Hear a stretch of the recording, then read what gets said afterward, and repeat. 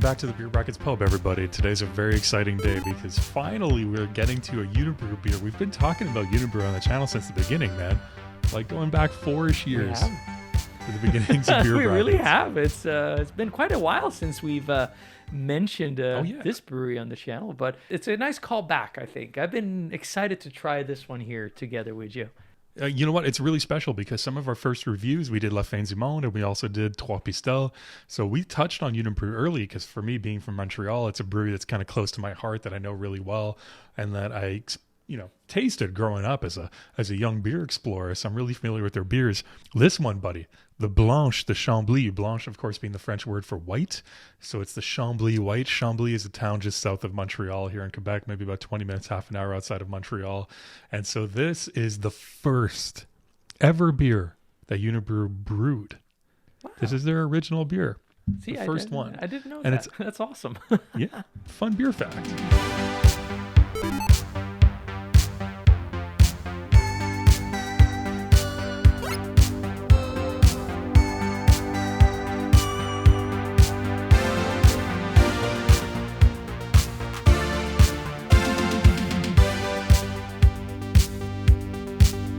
And another fun beer fact, it is also the first ever bottle conditioned and can conditioned white ale brewed in North America.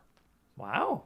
That's another great fun fact. I love it, man. Like you're full of beer history and beer facts. I like that. I know, man. I'm full of these useless beer facts. It's amazing. They're not useless. So it's a very significant historic They're beer. treasures. They're beer treasures. It's very significant in North American beer history. So, one little thing before we dive into this beer is that, as you can see, and I jump at any chance, man, to feature one of these big Unibroue 750 milliliter pop top corked bottles that they sell here in every corner store in Montreal. So jealous. I jump at any chance that I can to feature one of these on the channel. I'm so jealous, man. Like that's I love that you can find those big bottles. I think I can get the La Fin du Monde, but I don't know about the others. It varies a lot. So I could definitely not find this one here. So I was able to find the little brother here. Yeah, the La Fin du Monde is kind of like the most popular one that they export in these big corked bottles. But here you can find like any of their main offerings. So Trois Pistels, the Maudite, the Blanche de Chambly, you can get them all at any corner store in these big corked bottles, which is really cool. So growing up, it was kind of like a fun thing. If you're going to a party, you could show up with one of these, pop the top. It's like you're bringing a bottle of champagne, but it's a beer. Like they're always pretty cheap too. Now they're a little bit more expensive, like everything else. Like beer inflation has gone through the roof. We got to be careful with beer inflation, man. Like when beer wars are always lurking in the background. You never know. My friend, the beer wars. You see that little fortress on the front? Yes. Do you know what that is? This is the Fortress de Chambly, located in Chambly, Quebec, again, just south of Montreal. And this fortress was extremely significant in history, not in beer history, unfortunately, although I'm sure there might be some beer history there. This area where Montreal is located, or Quebec now, is known as Nouveau France, New France, right? So when settlers came over from France in the 1700s, they colonized this area of Eastern Canada as New France.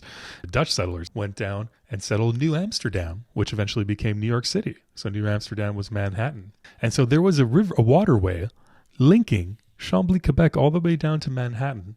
And so at the mouth of this river was this fortress. And so they built this fortress that you see here on the label to prevent attackers because they kept trying to break it down, man. They kept trying to pillage it because all these people would come in from the Atlantic Ocean into New France and the French had to defend themselves. So they built this fortress that you see there, and that still stands to this day. C'est quoi le rapport avec Blanche de Chambly? After hearing your story, your beautifully told story, my friend, I have no doubt that beer was involved here. Like, I am certain. Had to have been. Had to have been. Certain. I know the French like their wine, but the Dutch like their beer. That factored into the battle somehow, I'm sure. 100%. It had to have. This is a beautiful, beautiful, bottle-conditioned white beer. And as I mentioned before, if you can get the can version where you are, this beer is really accessible. It's highly import distributed. If you get the cans, they are can conditioned as well, which is kind of rare. There's not a lot of can conditioned beers out there that you can find. Yeah. But it gives it this really frothy, highly carbonated body and mouthfeel to it. I am excited. This is a classic beer for me. Growing up, white beers, it was Hoegaarden or it was Blanche de Chambly. Every bar here had Blanche de Chambly on tap, or they'd sell it in bottles. This is something that was very prominent around me growing up and hitting, the nightlife scene in Montreal. So I'm so excited we're finally featuring it on the channel, buddy. We all know that in the review setting, beer can change. Like it's an incredible adventure. It's like a roller coaster. So I'm excited to be here and to try it tonight with you, my friend. Like I couldn't think of anyone else I wanted to try this beer with more. I haven't had this one in a really, really long time. Like maybe, 5 to 10-ish years. So I'm kind of blanking a little bit on it in terms of what it's like. So this is going to be an experience for me revisiting this. Let's crack these, buddy. Let's get this review on the road. Here we get I think the last time I featured a cork pop top on the channel was the famous White Whale.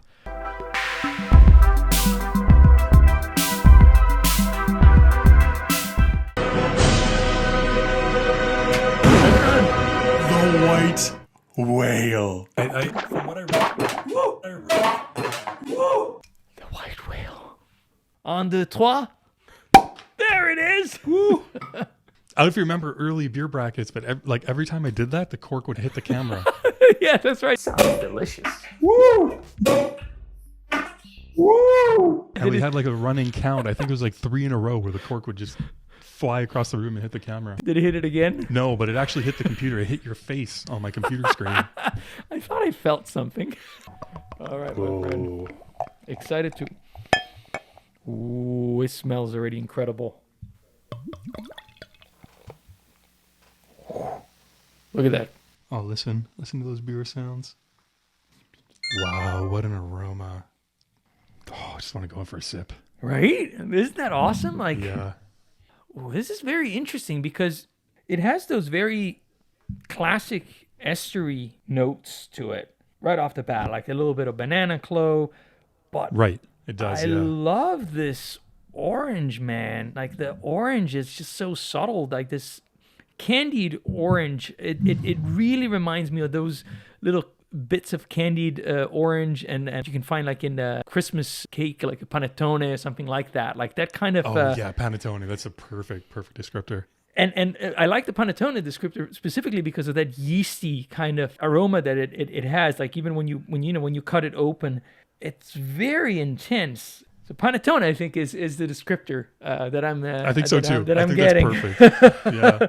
And I quite like that. Yeah, it's absolutely perfect descriptor. Like the fruit cakey one that has the candied berries and grapes in it and everything. Exactly. With that yeasty kind of dough. Man, I like a fruitcake. Yeah, I gotta start with the 3, man. Like this one here. Whenever you want to jump into the glass. When you want to jump into the glass and you're super invited, I don't know what it is, but there's something that is triggering a lot of memories. The panettone is the closest I can get to.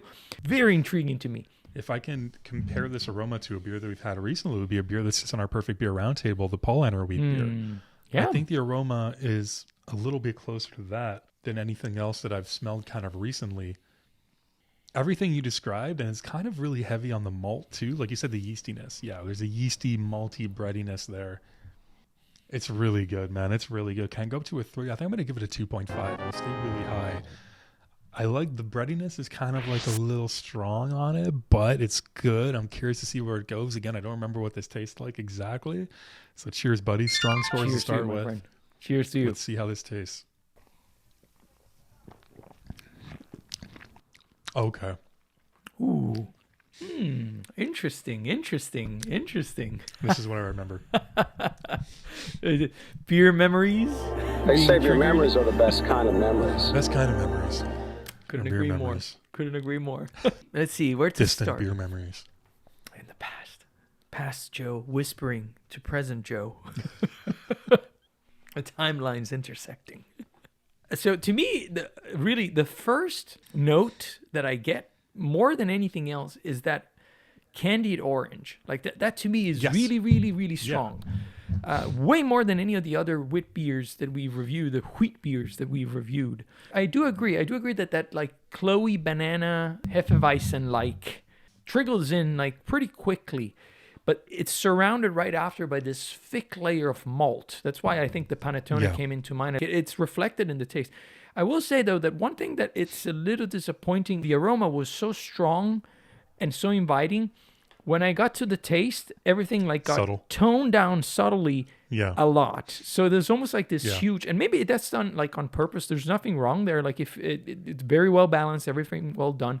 But I was almost I think it is. expecting a Yeah. little bit more, a bigger push there on the flavors. I think I'm gonna go with the 2 actually, my friend. The flavors, the notes are there, but I got a little disappointed maybe from the aroma. What do you think?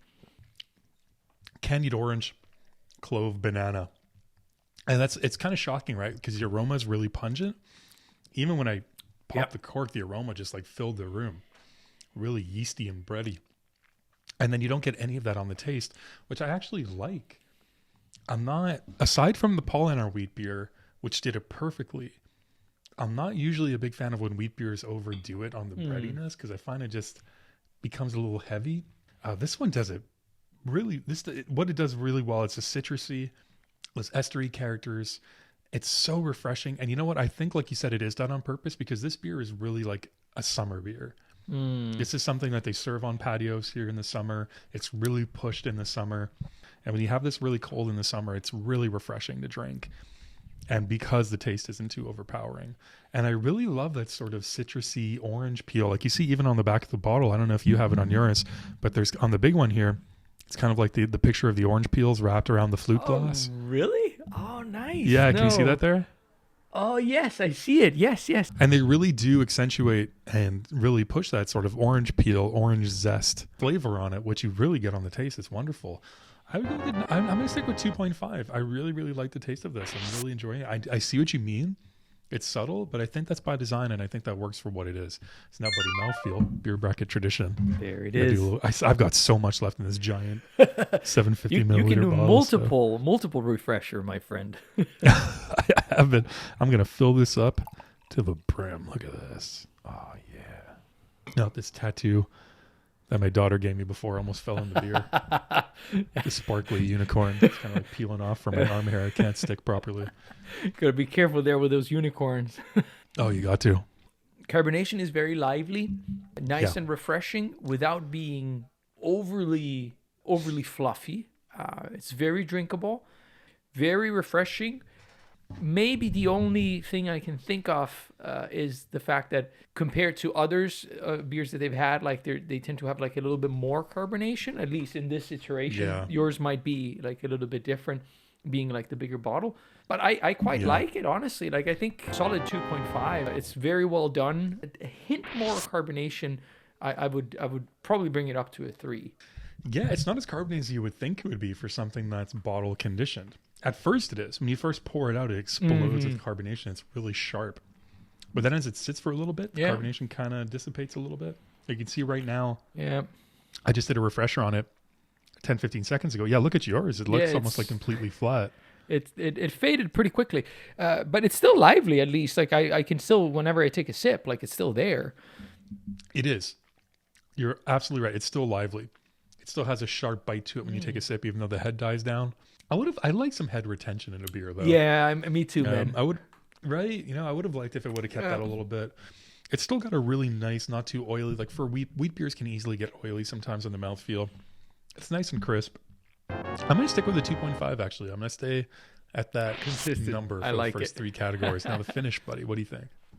One thing I will say that is very interesting about this beer to me is that the finish is showcasing an element of bitterness that I don't find in the aroma, I don't find in the taste, which is very interesting to me. A hint of hops or the white part in the orange when you get like that has a little bit of bitterness. That's also what. What do they call that? Is it like, it's not the pulp, is it?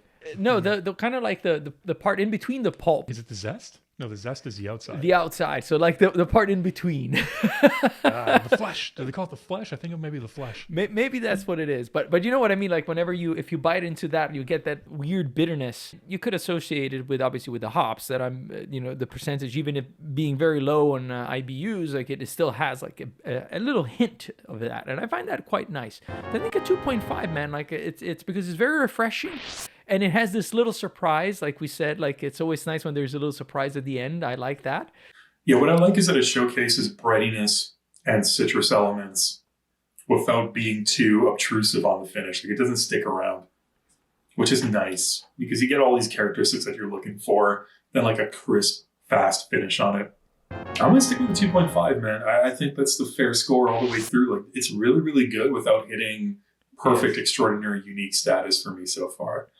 Now, as an overall beer experience, buddy, from beginning to end with the Blanche de Chambly, sitting here tonight in the pub with me, taking these sips off the beer, what do you think about it?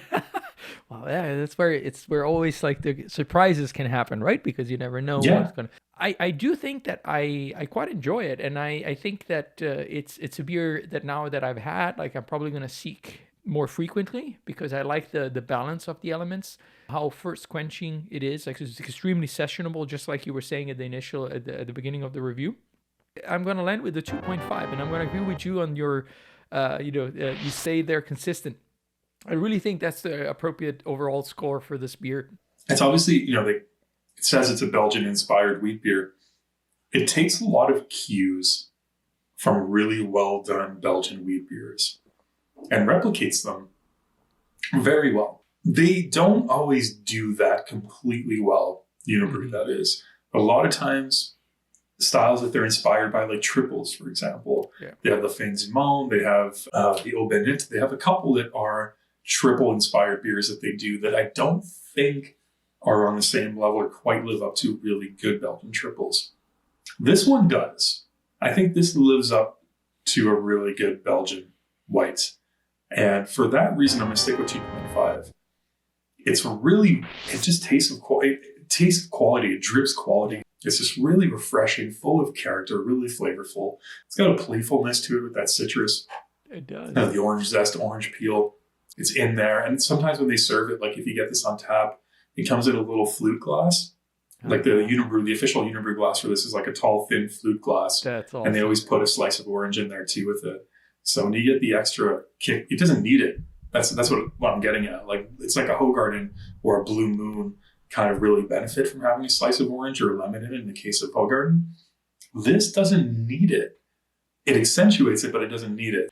Calculating our final scores, everybody. We had the same final score on 5 when you break it down. Like, or Alessandro had a 3 and a 1.5. Sorry, 3 and a 2 in there. And I had 2.5s all the way through, so that balanced it out. It comes out to a 4.16 on 5, which is an excellent beer in our beer rating system. Seriously, whatever you do, don't forget to click that little beer bell down below. Because like I said, if you want to be notified when we're in the pub, if you like hanging out with us, definitely click that beer bell and join us again in the pub. Cheers, and whatever you do, don't forget to close your beer brackets.